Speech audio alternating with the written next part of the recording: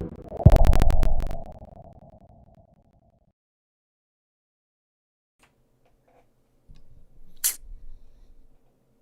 hello everybody, and welcome to this Tuesday's MBE movie news. Did you see me looking down at my iPad there? Wasn't even focusing on the camera. What a start to a very interesting show, I would hope. If you're into Power Rangers, then it's going to be incredibly interesting. If you're not into Power Rangers, well, stick around, because there is more happening in this show than perhaps meets the eye. But look, as you can tell from the headline and the thumbnail, I'm here to discuss a potential, well, not a potential, a confirmed reboot of the Power Rangers brand franchise, if you'd like. Is it a franchise? Apparently so. So yeah, let I digress. We've had some interesting news developments coming in from MovieWeb, and as you can see, we have a quote here, and I believe this quote's coming from someone over at E1, and Michael Lombardo is the name, and what a name it is. He's issued a joint statement with Jonathan Entwistle, a filmmaker of certain repute.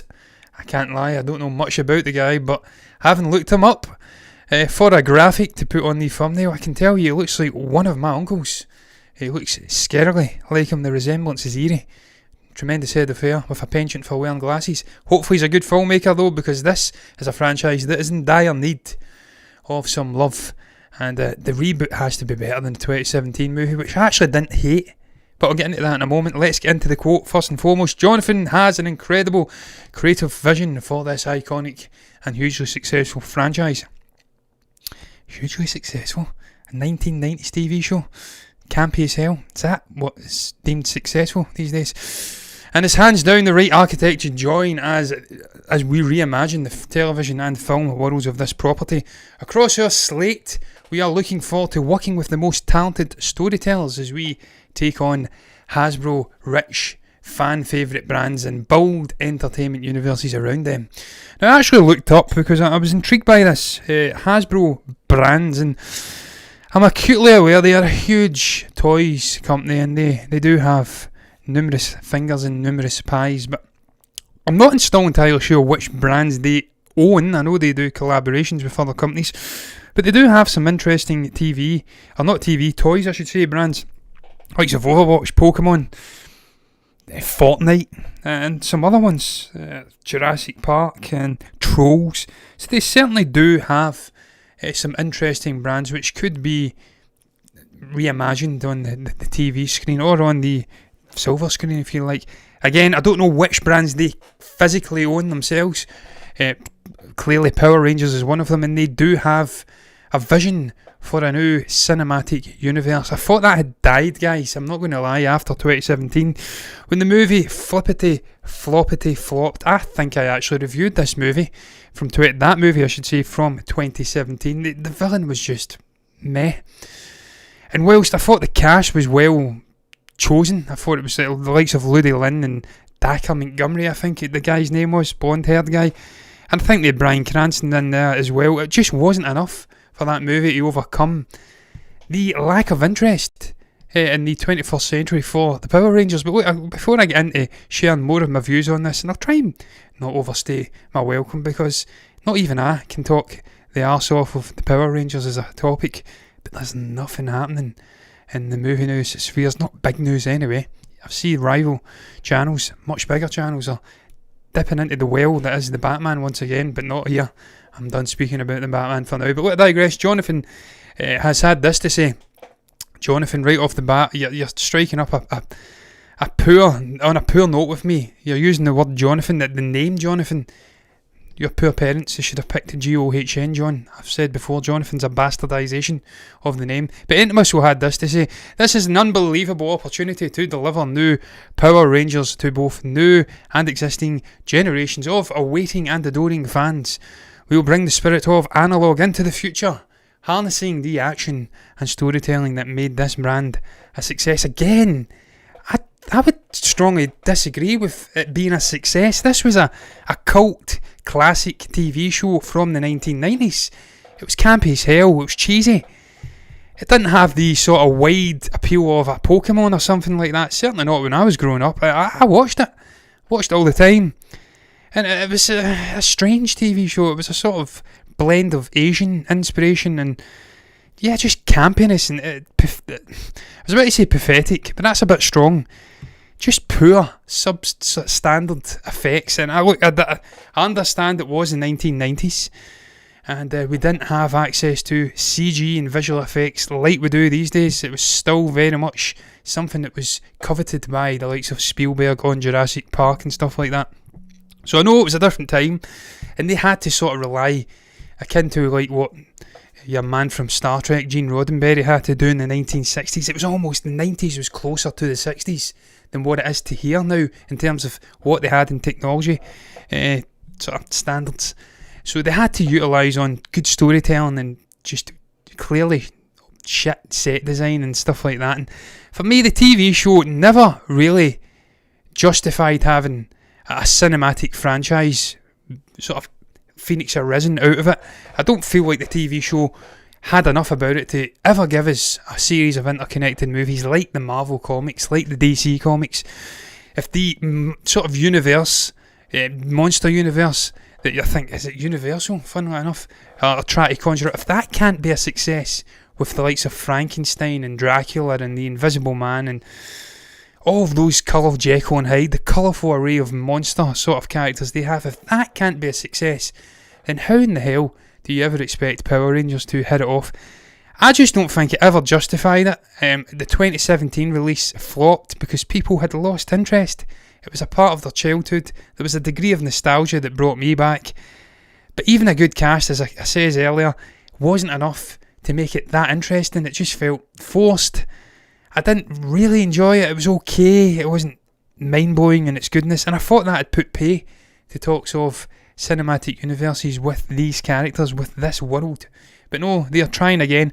What I will say is that, look, Jonathan Entwistle may very well be the man to helm this. He may be the guy with the creative vision who can redeem this franchise, bring it back, and maybe that we do have. Maybe he will make it such an enjoyable experience that we may very well be able to expand it out into a cinematic universe. What interests me more though is the TV show reboots, because I do feel like if they get the TV right, if they get the content right, the tone of it right, then it could very well be a success. It could, because it's more suited to the TV medium than it is to feature length movies for me. I just don't see how you blend that 90s corn, that cheese, with the 21st century, with the visual effects we have these days, with the audience members' expectations. We want more from movies, we want more from characters, from villains, and I don't think Power Rangers has it in it to give us compelling villains like a Thanos on a blockbuster scale, who is sort of in that grey zone. He's not black and white, he's not 2D cardboard. I don't think Power Rangers can give us it, man. I really don't. And look, I read the sort of treatment for the original movie that Entwistle was going to be rebooting. He didn't originally helm the whole creative vision for a cinematic universe. It was just one movie he was going to be helming, and they were getting back to the 90s and time travelling and having to come back to the real timeline and just 90s nostalgia. We need to get away from it, man. We need to start coming up with new creative original ideas and just getting back to the well time again. Things like Power Rangers, man. No, give a new story a chance, man. I don't want to see it, and that's what I'm going to say about it. I'm going to move on. I was a fan of Power Rangers as a kid, as I says, but I'm done with it, man. I've grown up and I want to move on swiftly. And the young kids now are not going to watch the likes of Power Rangers, guys. It's just a fact. But I'm going to move on to the second topic. It's going to be a very brief topic indeed. It's all about Robert. I was about to say Jonathan again. I'm obsessed with Jonathan Entwistle. I just can't get enough of the man's magnificent head of hair. But no, it's not Jonathan Entwistle I'm speaking about here. It's Robert Downey Jr. and his Sherlock Holmes sequel has apparently hit a roadblock. It's, I think, Dexter Fletcher, the man who was in line to actually direct the movie. He's been coming out and speaking about it, and of course he's been speaking about The Saint as well. And he said this, he says that's sort of sitting on the back burner at the moment. Oh, we've lost it. What happened there? That was alarming. That's sort of sitting on the back burner at the moment until it becomes clear where the world is at and what's happening. The same as with The Saint, and pushing ahead with both of them, and That's always part of the challenge. I just don't understand that. I feel like they've perhaps just clipped that out of a greater quote, and it's been slightly taken out of context. That's part of the challenge. Part of what challenge? What, pushing ahead? You push ahead. You do your creative stuff. You do the script. You prepare for the movie to perhaps be greenlit. And then you start the casting. How's it a challenge? You're Dexter Fletcher. You're a man who's been round the block many, many times. You know the game. It's not a challenge at all. But look, what do I make about this? Slightly disappointed, I have to say. I really enjoyed it. I'm pretty sure Guy Ritchie's original Sherlock Holmes movie with Jude Law and Robert Downey Jr., I really liked the visual elements of it. I thought they were a great mismatched sort of buddy. He was a more in your face. And yeah, Jude Law's character, I'm forgetting the name even now. Jesus Christ, what is his sidekick's name? Totally forgot it. Not a huge Arthur Conan Doyle Sherlock Holmes fan, as you can probably tell. But perhaps if someone's down below, they can share the name down below in the comment section. But his sidekick was a more relaxed, more analytical. He was he was a doctor, wasn't he? So I really liked that. I liked the way that the sequel flowed as well. And I felt like it had been incredibly long since we had got another sequel for this. I thought it was something that was well overdue. I understand Robert Downey Jr. was a little bit more focused in on the Marvel Cinematic Universe, and then bizarrely doing a Doolittle movie, which just flopped. There was dragon farts and stuff like that. Horrendous. So I was slightly perplexed why this never happened sooner. And now, of course, they've delayed it, and it's supposed to be coming out next year. And we now have a pandemic, and that's just putting all movie releases, all productions and pre-productions into disarray. The plans for studios and for filmmakers and creative people in general in the film industry have been just thrown up in the air. And that's just the reality of the situation, but I feel this will definitely happen. And I'm excited to see where Dexter Fletcher takes this. I'm excited to see Robert Downey Jr. back in the role once again. And it'll come when it comes. It'll not come out next year. It's, I think, scheduled to come out late 2021. That is not going to happen. We have enough movies coming out in 2021 as it is. And we're not going to get this Sherlock Holmes sequel, which hasn't even started filming yet, coming out anytime soon. But I think that's a little bit hyperbolic, saying it's hit a roadblock. I'm not seeing the roadblock at all. It's been put in the back burner momentarily, whilst they assess the financial landscape of the world in general after the COVID pandemic bites the bullet. And then they'll take it back up, and it's not like it's in a gambit production purgatory hell, if you like, where Channing Tatum is literally begging people to get this movie into production. It's not like that, man. It'll happen. Downey Jr. has some sway in these things, and I'll be excited for it when it does happen. I want to see more of this man beating the shit out of people, looking dapper as hell when he does it, and saying that goddamn word that he says all the time. He said some word, he repeated it again and again and again. It will come to me afterwards, and I'll surely say it. But look, I'm going to move on to the third topic, discombobulation. That was it, discombobulate. He says it again and again and again as he was beating the shit out of someone in beautiful slow motion. And we got to see the sinewy, sort of densely packed muscular figure of Robert Downey Jr. And it was an impressive scene, and it kind of something I want to see again in future movies. But look, digress, rambling. So I'm going to stop rambling and go on to the third topic, and it's all about Wonder Woman 1984's release date. Apparently there will be a final decision getting made on the 2020 release of this movie, and it's expected soon. And this is coming in from CBR. I don't believe that we have any quotes really backing up the premise of this article. We do have a quote from AMC Theatres CEO, and I will try to bring that up just now, just so I can frame it while I'm speaking, because that's always nice, so you don't look like a complete teat, as we like to say. We don't say tit, we say teat. I just says it, didn't I? And he says this: Adam Aaron, it has become clear that movie studios are not willing to release blockbuster product until key major markets are open.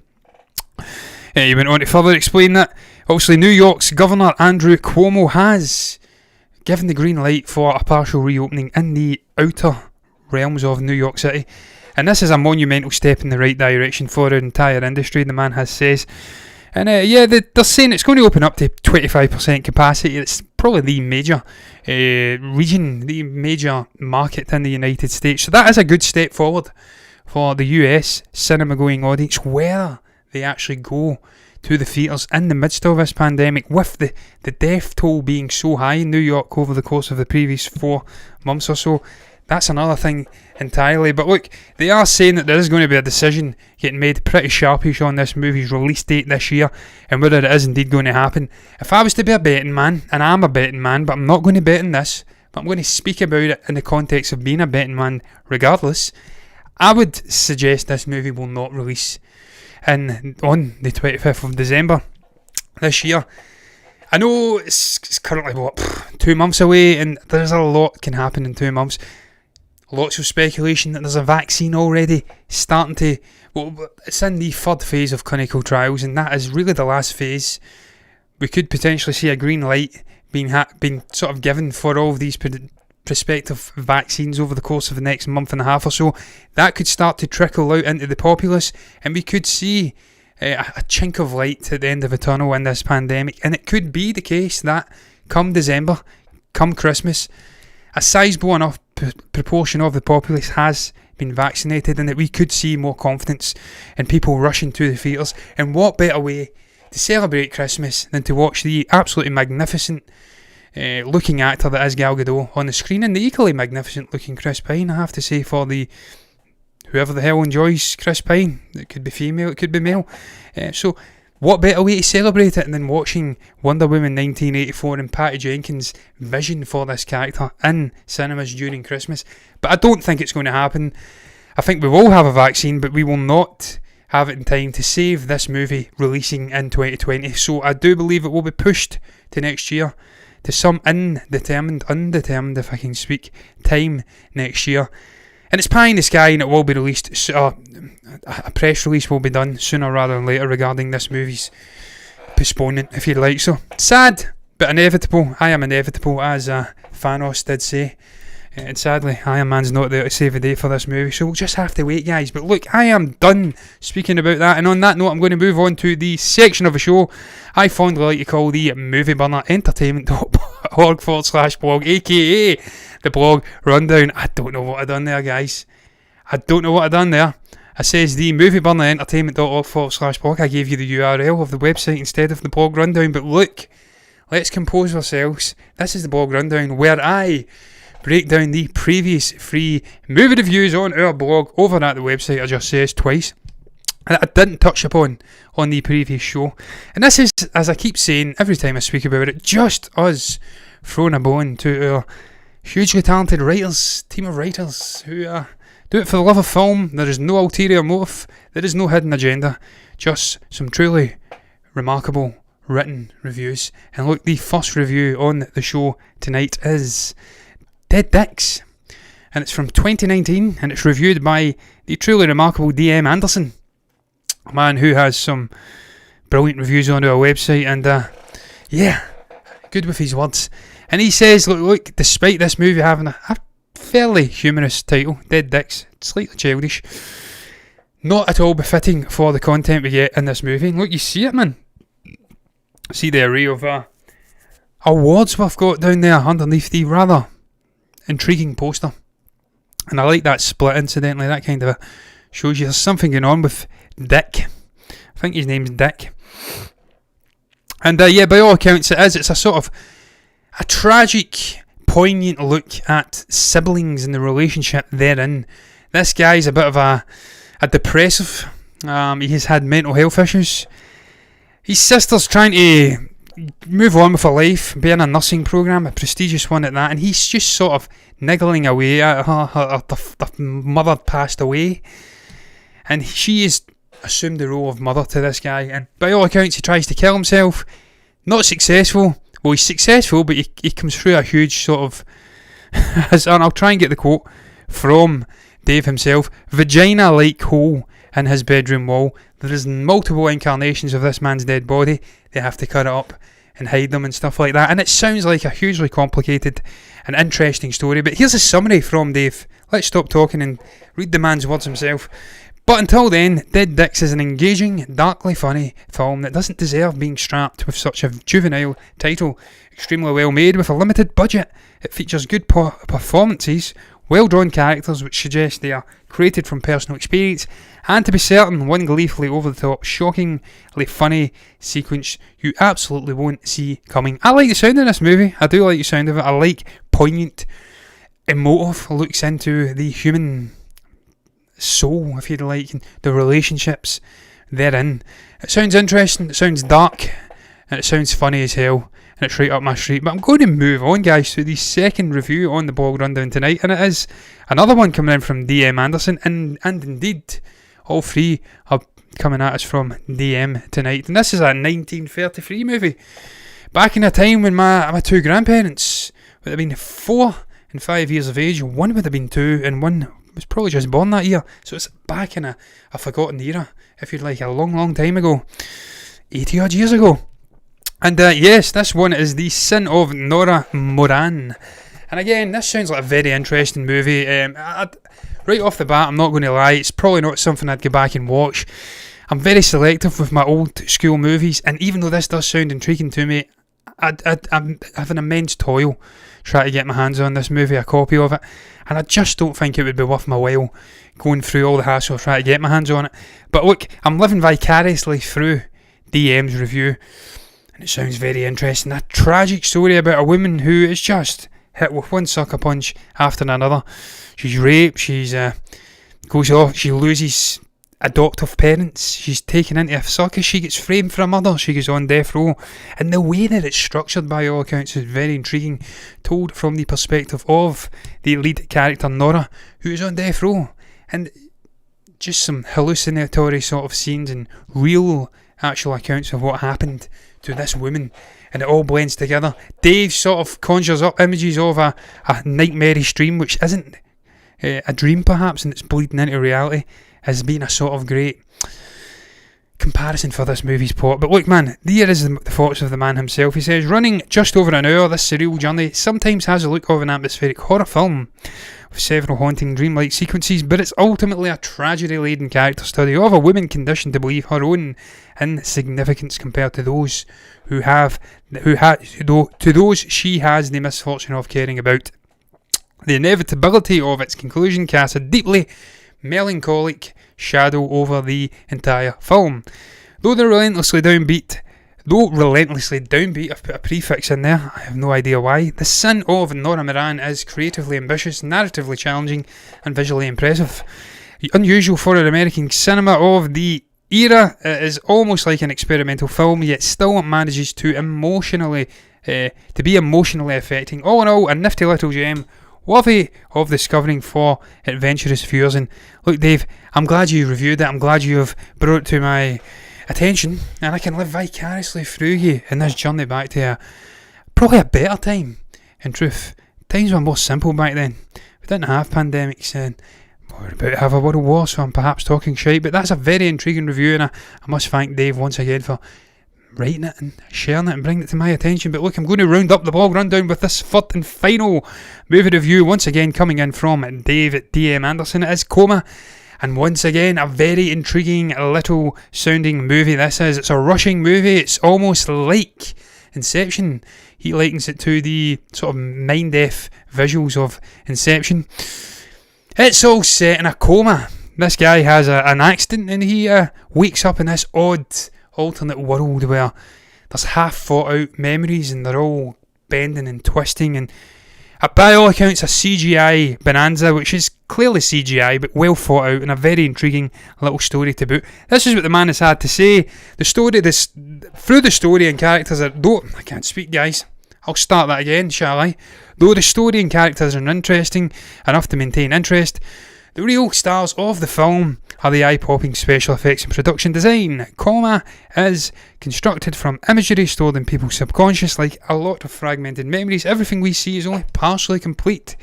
Most buildings, roads, vehicles and animals look as though large bites have been taken out of them. Not only that, nothing appears to be bound by the rigid rules of reality, meaning one can look straight up and see skyscrapers or jump from a ledge and horizontally land in a section created from a different memory, or stand next to a submerged submarine without drowning. It's as if Salvador Dali, MC Escher and Roger Dean had teamed up to create a massive mural. So the visuals alone make COMA worth checking out, but the concept and story, however derivative, also are pretty engaging, meaning fans of such brain benders as The Matrix and Inception should get a kick out of it. And look, I indeed am a fan of such brain bending movies like Inception and The Matrix.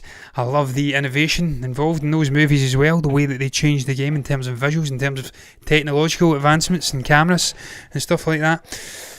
And by all accounts, an interesting little concept. So yes, that's something I would definitely be intrigued in watching if I could get my hands on it. I don't know how easy it is to get your hands on Russian movies. Certainly it's a lot easier than I anticipated getting your hands on Indian releases, so who's to say it will not be the same for said Russian releases. But look, once again, that's going to round up the blog rundown for today's show. I'm going to thank Dave once again for giving us 3 great, intriguing little movies and that he's reviewed, and I have been able to speak and live vicariously through the man and doing so during the blog rundown. But look, I'm going to move on to the 4th, not penultimate yet, topic. It's the 4th, and just the 4th topic. We have 2 more after it, and it's all about George Miller.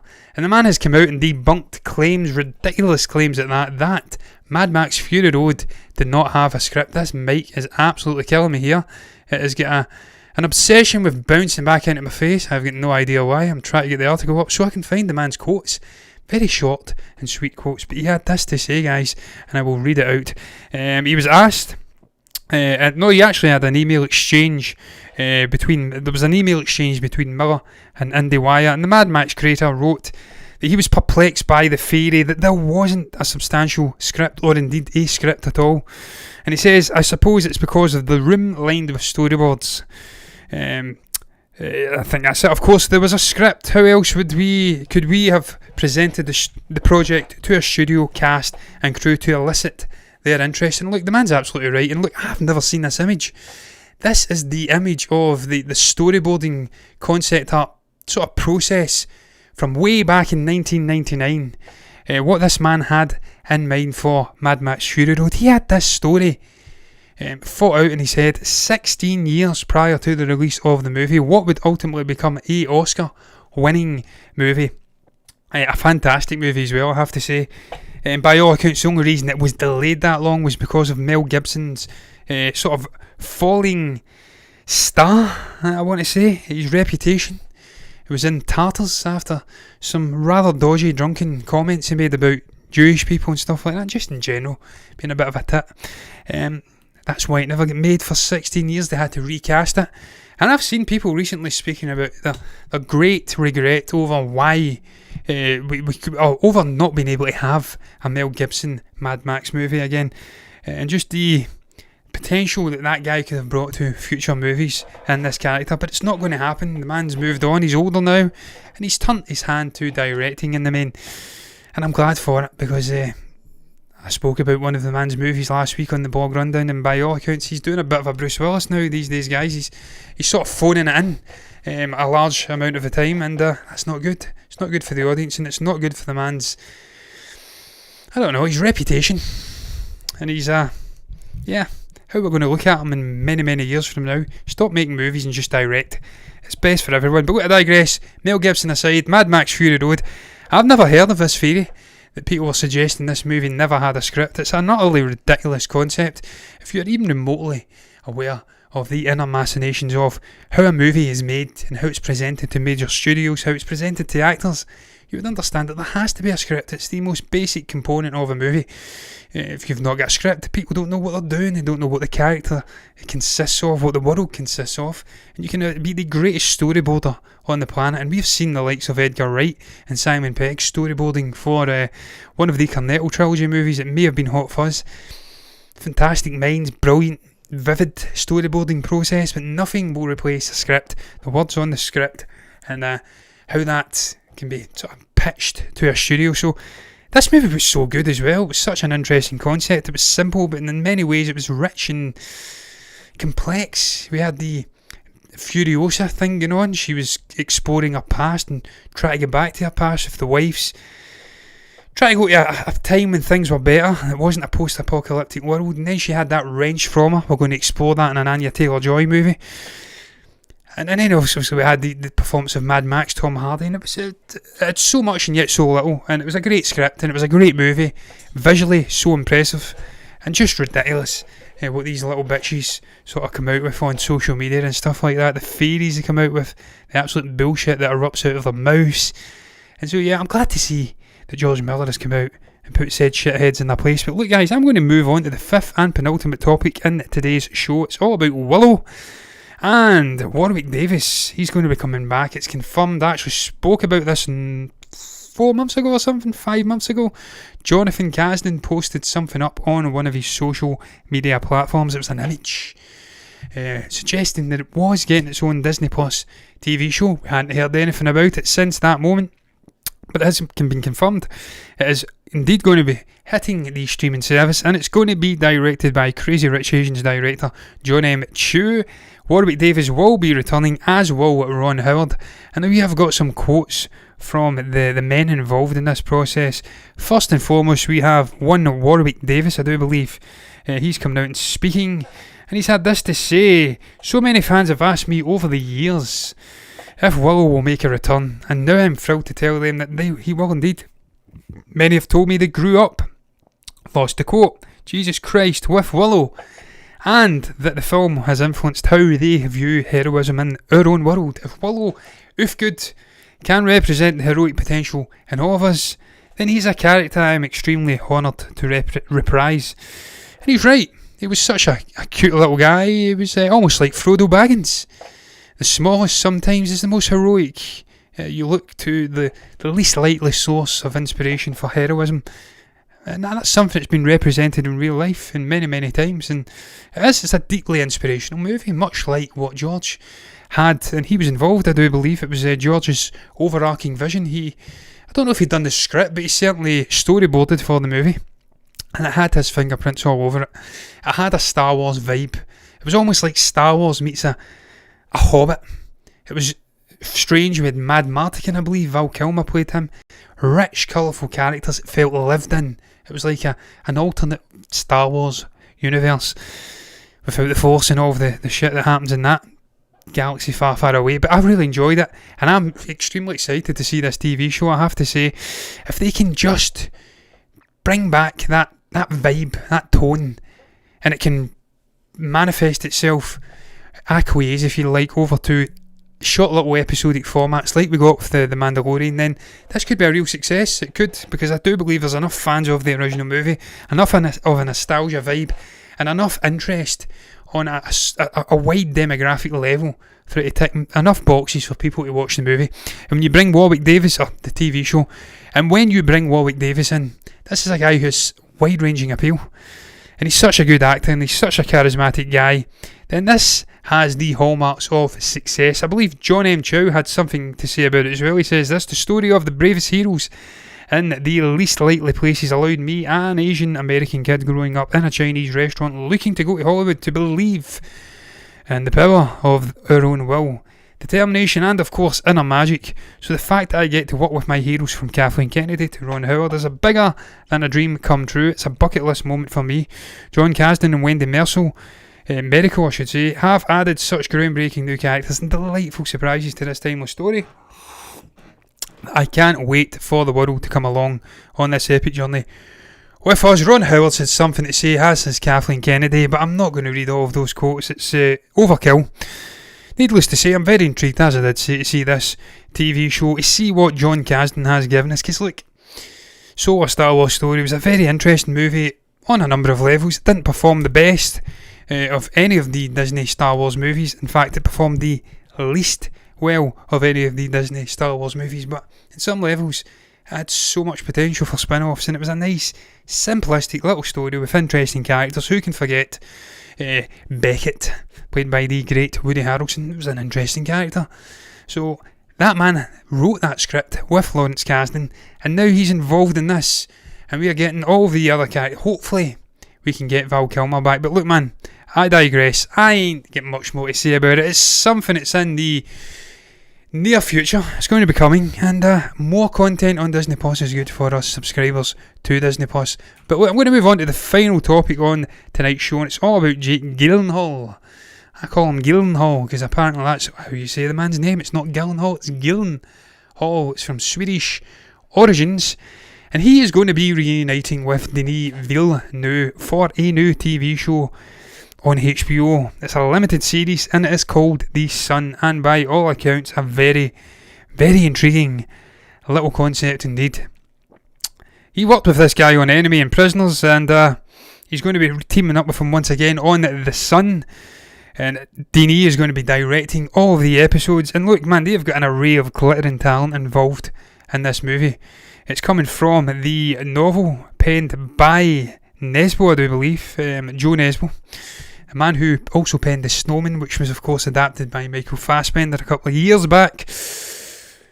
And they've got some fantastic production talent on there. We've got the likes of Jonathan Nolan and Lisa Joy. We've got Athena Wickham and Reva Marker. So it's a very intriguing concept. It's based on a New York Times bestseller, and it's all about, and I'm trying to get the actual plot synopsis. It's short and sweet. It's going to be transformed into a multi-series episodic series. It was originally supposed to be a feature-length movie, and it is about try to find a father's quest for vengeance set amid Oslo's brutal hierarchy of corruption. It was released back in 2014. It was a bestseller, and what better sort of lineup of talent can you get than Denis Villeneuve and Jake Gyllenhaal to adapt this to the small screen? I think this will be great. HBO know their stuff when it comes to TV shows. They just know how to take interesting concepts, stories like Chernobyl, Band of Brothers, adapt it from the memoirs of soldiers, adapt it from real life tellings of big events like Chernobyl, adapt it from best-selling books, and make it pop. And it has a gritty realism, and it has a level of, I don't know, nuance and just brilliant acting. There's something about a HBO series that's just great.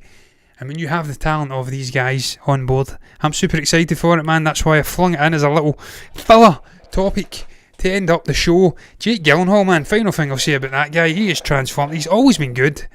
Listen to that chair squeaking like a bitch, man. Incredible. Need to get a new chair. He's always been such a good actor, and he's really blossomed into an even more impressive actor over the course of the last 20-30 years. He's one of the best in the game now, and I'm always intrigued by what he does. I've seen him in the likes of Nocturnal Animals recently, and he's such a very, and of course that Velvet Buzzsaw movie, it was shit, but he was in just a riveting watch as ever. So anything this guy's involved in, I'm interested in, I'm excited for, man. And on that note, I'm going to stop my rambling. I'm going to round up the show by passing over the topics I've spoke about to your good selves. If you have indeed managed to get through to this, and Lord knows you deserve a medal if you have got through to this point and you're able to answer some of the questions I'm about to pass over to you. What is your thoughts about Power Rangers?